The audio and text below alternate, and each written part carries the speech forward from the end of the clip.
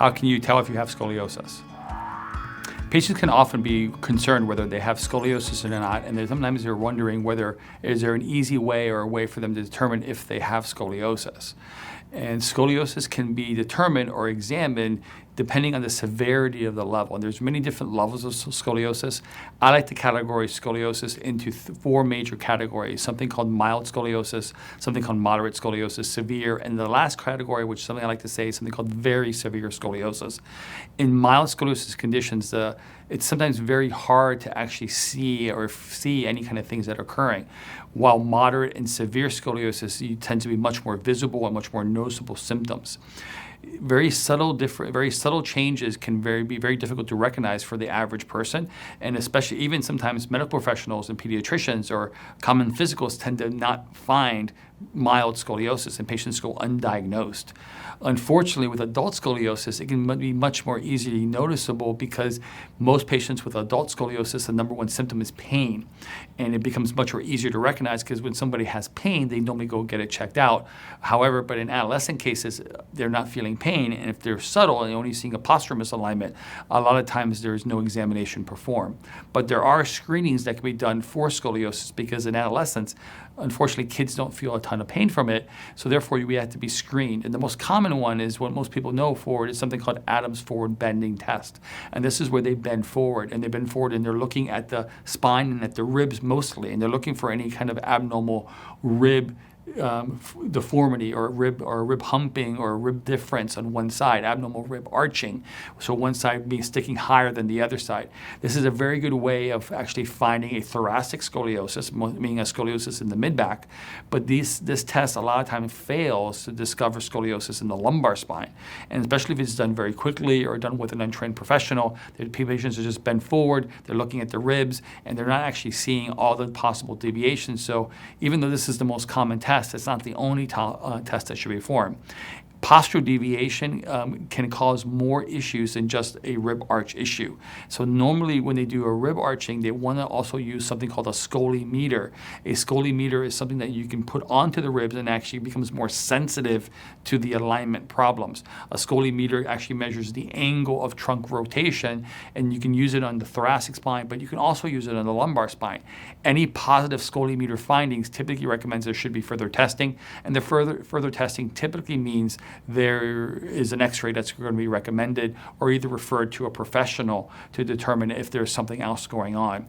There is definitely benefit in finding scoliosis early.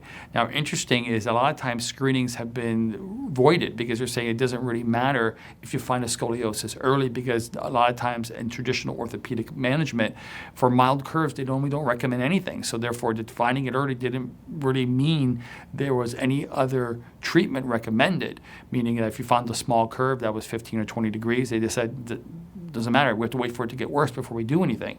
However, in a conservative mindset, especially with what we do at Scoliosis Reduction Center, early detection is definitely better, meaning that the smaller the curve, the better the outcome. The younger the patient, the better the outcome. So we definitely recommend early detection definitely increases the chance of successful treatment.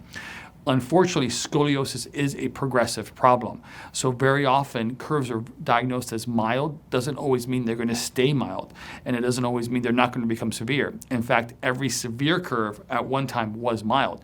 People don't develop a severe scoliosis overnight. It has to become severe over time.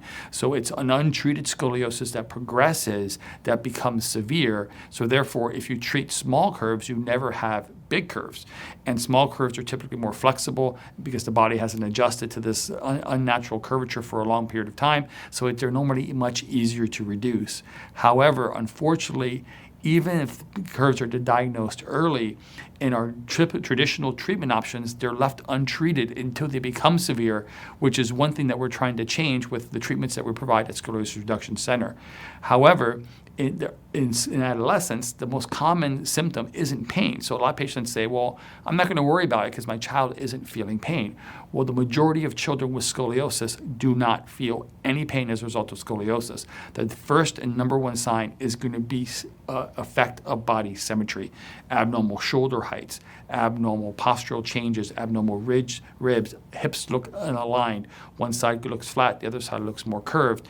It could be the way the arms are hanging next to the body. body, uneven waistlines, pants that fit a little bit different, like one side seems longer than the other. And this abnormal postural symmetry is normally the number one diagnostic feature of a scoliosis. So if you have kids, I definitely recommend that you check your kids regularly. If you are a child watching this, look in the mirror and see what you see. If you see any type of asymmetry in your posture, there definitely could be scoliosis. In fact, postural changes are more sensitive than rib arching. Normally curves have to become a certain size, 20, 25 degrees, before you can actually see thoracic rib arching. However, you can see subtle posture changes way before that. But however, a lot of times these posture changes are just ignored. And since they're ignored, curves can progress, especially in the adolescent stage when they're going through rapid growth. So you have this small postural deviation that gets unnoticed or untreated or unrecognized, and the child or the adolescent starts to go through puberty, starts to grow very rapidly. This little postural change becomes a big postural change because as they grow, the scoliosis grows with them and causes a bigger problem that's harder to deal with. In adults, it's completely opposite. The number one finding is, like I mentioned, pain. Pain tends to be the number one finding in adults. And the reason why, because in adults, what causes the curves to progress is gravity compressing the spine over time. This compression of the spine over time affects the muscles and nerves that exit the spine, which can lead to back, neck, radicular pain, and different types of pains within adult patients. So in adults, the number one sign is pain, where in children, the number one sign is postural deviation. Now, something that's very interesting, and sometimes it's hard for people to understand, is that pain in the adult stage is not related to your size of curve. It's related to how much you progress as an adult. Meaning, you can have a child with a 100-degree curve and feel no pain. And you can have an adult that had a 15-degree curve when they stopped growing and progressed to 20 degrees over a period of 5 or 10 years. That 5-degree progression will be very painful and cause pain in a lot of cases because it's compressive, because it's gravity compressing over time. So in the adult patient, it's not size of curve that's related to pain, it's how much it progresses. And unfortunately, we know almost all adult curves will progress over time as a result of gravity. So if you think you have scoliosis as a result of pain or postural asymmetry as a child, how do you actually know you actually have it, and how do you get an official diagnosis? Well, first thing is that you get a physical exam by somebody like myself that actually specializes in scoliosis and looks to assess scoliosis specifically. If we find more signs like postural asymmetry, range of motion asymmetry, pain findings, pain patterns that could be associated with scoliosis, normally the very next thing is recommended is an X-ray. And an X-ray is the confirmation of scoliosis, and for it to be diagnosed as scoliosis, it has to be a spinal curvature of 10 degrees or greater, of a Cobb angle measurement of 10 degrees or greater with rotation. There must be rotation, otherwise it's not scoliosis, it's just a shift. So if you see, again, a 10-degree angle, Cobb angle with rotation, there is diagnosis of scoliosis. Knowing the signs of scoliosis, finding it early, finding it before it becomes more and more severe definitely increases the chance of successful treatment, especially in the conservative mindset. Not treating a scoliosis pretty much is always going to lead to some type of progression, either rapid progression as an adolescent during growth or a slow progression over time as an adult.